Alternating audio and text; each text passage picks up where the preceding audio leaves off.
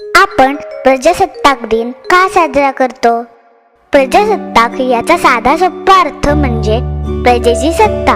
गोष्टीमध्ये कसं राजा राणी त्यांचं राज्य सांभाळतात, तसं काही देशांमध्ये खरंखुरंही होतं पण ज्या देशाचं काम हे त्या देशातले लोकच सांभाळतात आणि असं काम करण्यासाठी लोक त्यांच्यामधूनच प्रतिनिधी निवडून देतात, त्या देशांना प्रजासत्ताक देश म्हणतात.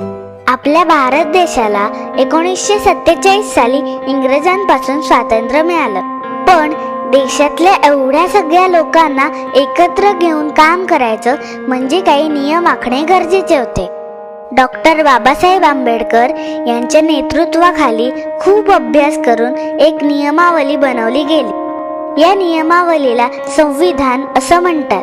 26 जानेवारी 1950 रोजी हे संविधान भारतात लागू करण्यात आलं आणि भारत हा एक प्रजासत्ताक देश बनला. म्हणून दरवर्षी 26 जानेवारीला आपण भारताचा प्रजासत्ताक दिन साजरा करतो. प्रजासत्ताक दिनाच्या खूप खूप शुभेच्छा. हत्तोबा आणि सूर्योबा ही चिवकावची 2 पुस्तकं नक्की वाचा.